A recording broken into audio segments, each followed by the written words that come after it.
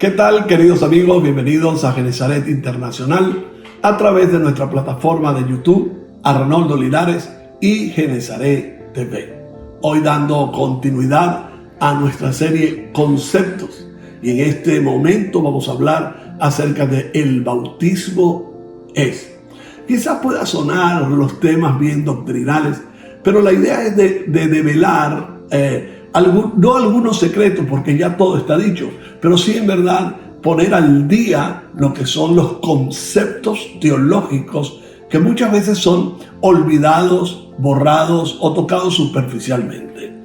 Cuando hablamos del bautismo quiero ir a la carta a los Romanos del apóstol Pablo, en el capítulo 6, versículo 4, que dice: porque somos sepultados juntamente con Él, con Cristo, para muerte por el bautismo, a fin de que como Cristo resucitó de los muertos por la gloria del Padre, así también nosotros andemos en vida nueva. El texto base es parte de un llamado al cristiano a identificarse con Cristo, especialmente en su muerte, como dice Pablo, porque somos sepultados juntamente con Él para muerte por el bautismo. Entonces es un llamado a identificarse con Cristo, especialmente en su muerte. La identificación con Cristo es necesariamente identificación tanto con su muerte como su sepultura y resurrección.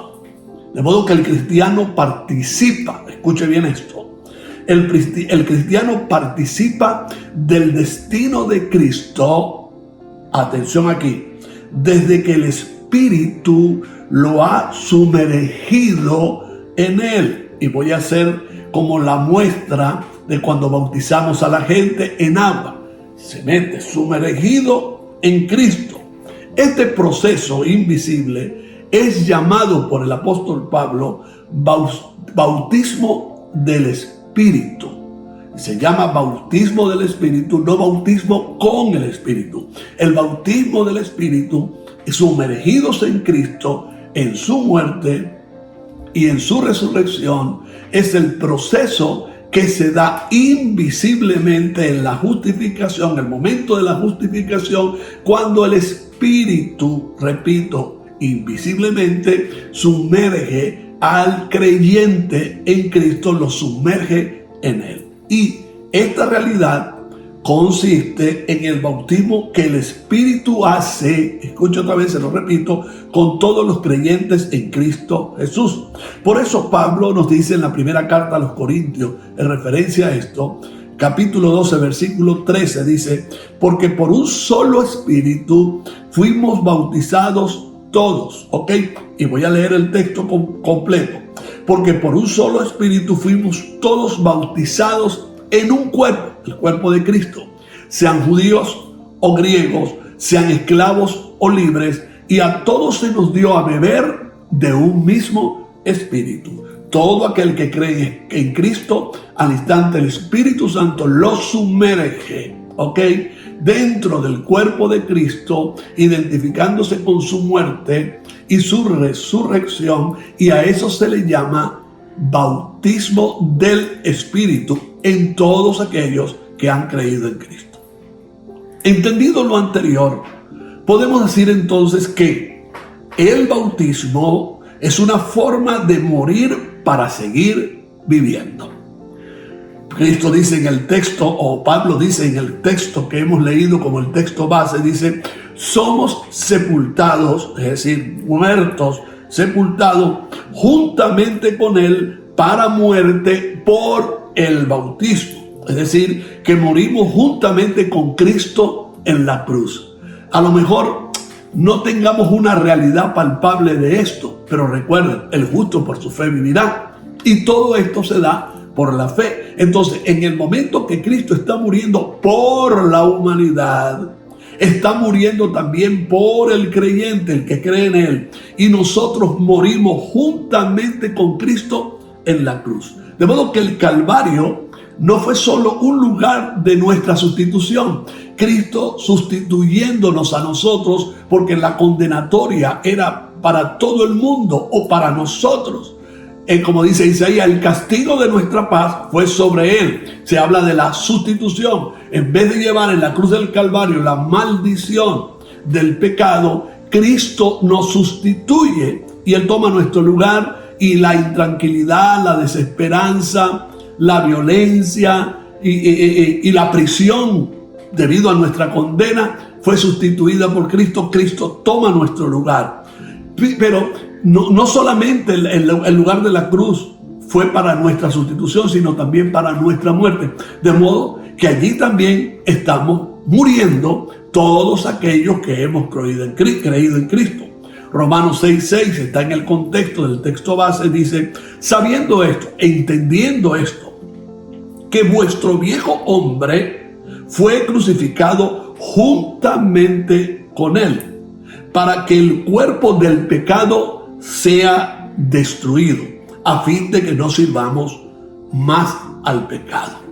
Y allí precisamente fue crucificada la vieja condición humana y anulada su condición de esclavos. Es decir, ahí estaba nuestra libertad. Desde allí fuimos adoptados por el Padre. ¿A qué morimos? En realidad, ¿a qué morimos? Morimos al pecado. Morimos al viejo hombre. El viejo hombre muere, la vieja humanidad muere, la vieja condición muere, para entrar en una regeneración y la formación de un nuevo hombre, de una nueva creación. Dice Romanos 6:11, dice: así también vosotros consideraos muertos al pecado. ¿Ok? Muertos al pecado. Y como decíamos al principio, el bautismo es una forma de morir. ¿Morir a qué? Al pecado. Y una vez muerto al pecado, seguimos viviendo en Cristo. Y este vivir en Cristo es entrar bajo otro régimen. Estábamos bajo el régimen del pecado. Ahora vamos a entrar a un nuevo régimen llamado gracia. La gracia. Y es la gracia que capacita para someter al pecado. No la fuerza del hombre, es la gracia que nos capacita nos da la facultad para poder someter al pecado bajo nuestros pies, para que el pecado no se enseñoree más de nosotros. Romanos 6:11 lo dice: así también nosotros andemos en nueva vida. La nueva vida bajo la protección, la capacitación de la gracia para aplastar la vida de pecado y controlar nuestra concupiscencia. Esa nueva vida consiste en el señorío de la gracia sobre nosotros. ¿Para qué? Para caminar en una vida nueva, producto de la nueva creación. Sigue diciendo Pablo: pero vivos para con Dios, muertos para el pecado, pero vivos para Dios en Cristo Jesús, Señor nuestro. De modo entonces que la nueva vida, atención a esto, porque la gracia para algunos es una licencia. No, la gracia es la gracia verdadera, la gracia que nos capacita para someter el pecado, nos enseña a vivir bajo el régimen o la gracia o la nueva vida se rige bajo los criterios del señorío de esa misma gracia. Por eso Romanos 6:14 dice: porque el pecado no se enseñoreará de vosotros. Si no se enseñoreará más el pecado de nosotros, ¿quién se va a enseñorear?